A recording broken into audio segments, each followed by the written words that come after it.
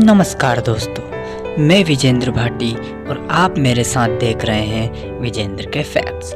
दोस्तों, आज हम ऐसे जीव के बारे में बात करने जा रहे हैं जिसे ना आपने देखा है और ना मैंने। हमने इन्हें केवल फोटो और वीडियोस में ही देखा है। दोस्तों, आज हम बात करने जा रहे हैं जो करोड़ों वर्ष पहले इस धरती के बादशाह हुआ करते थे। जी हाँ दोस्तों, आज हम बात करने जा रहे हैं डायनासोर की, जिसे बड़ी छिपकली भी कहते हैं। दोस्तों, क्या आपको पता है कि जो पहले बादशाह हुआ करते थे वो आज कहाँ गए और आज यमराज के पास गए? जी हाँ दोस्तों, अब वो विलुप्त हो गए हैं। और अगर विलुप्त हो गए हैं तो उनके विलुप्त होने का कारण क्या है?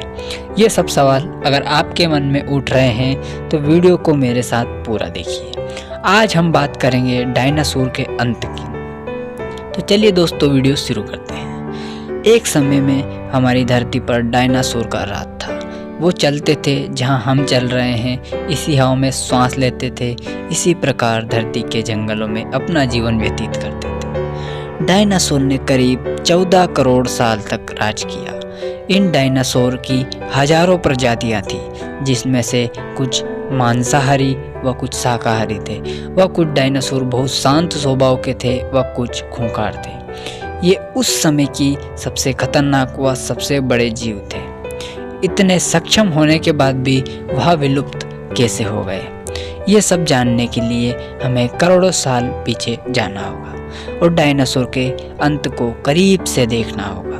तो चलिए, आज से लगभग 6 करोड़ 5 लाख साल पहले, आज से 6 करोड़ 5 लाख साल पहले धरती पर शांति थी और सभी जीव अपना जीवन शांति से व्यतीत कर रहे थे। इन डायनासोर की किस्मत 10 करोड़ साल पहले ही लिखी चुकी थी।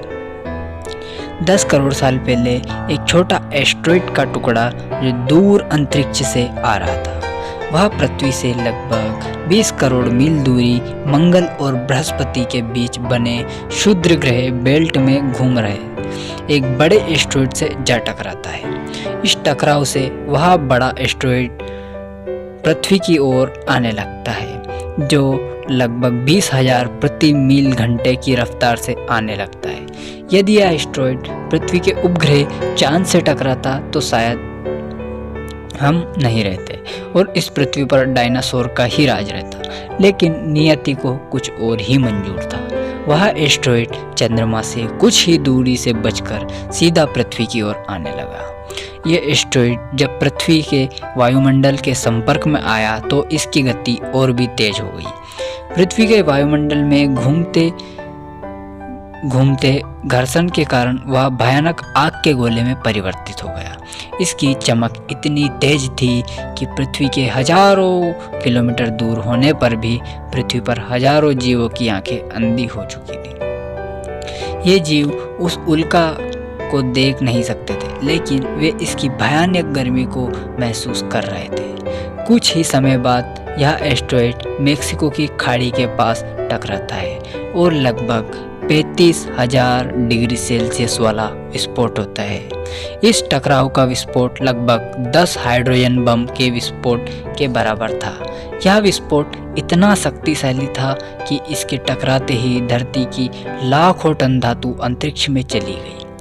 टकराव वाली जगह पर 180 किलोमीटर चौड़ा और 20 किलोमीटर गहरा गड्ढा हो गया।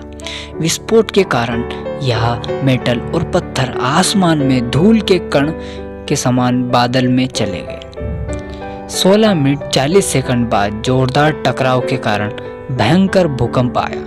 इस वजह से समुद्र में विशालकाय लहरों का निर्माण हुआ और वह सुनामी में परिवर्तित हो गया। भूकंप के कारण सभी सक्रिय ज्वालामुखी धधकने लगे, जिसके कारण जगह जगह जीवों का विनाश हुआ। इस महाविनाश में उड़ने वाले डायनासोर जमीनी खतरों से तो बच गए, लेकिन ये तो बस शुरुआत थी। विस्फोट की वजह से जो लाखों टन मेटल, पत्थर और धूल अंतरिक्ष में गया था, वह ग्रेविटेशनल पुल के कारण ठीक 40 मिनट बाद आग के गोलों के रूप में पूरी धरती पर बरसने लगा।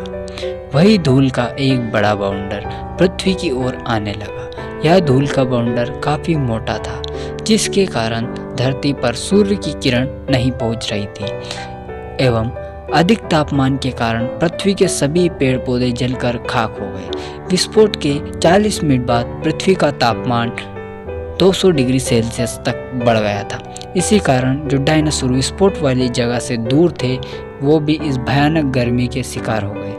इस प्रलय से धरती की लगभग 75 से 95% प्रजाति समाप्त हो चुकी थी और जो 5% जीव बचे थे उनका वजन 30 किलोग्राम से कम था। और अगर कोई बड़ा जीव बचा तो प्रलय के बाद भोजन न मिलने के कारण उसकी भी मृत्यु हो गई। इसी प्रकार धरती से डायनासोर का अंत हुआ। इसी के साथ दोस्तों अब हमें दीजिए इजाज़त, जल्द मिलेंगे नए वीडियो के साथ। जय हिंद, जय भारत, सलाम इंडिया।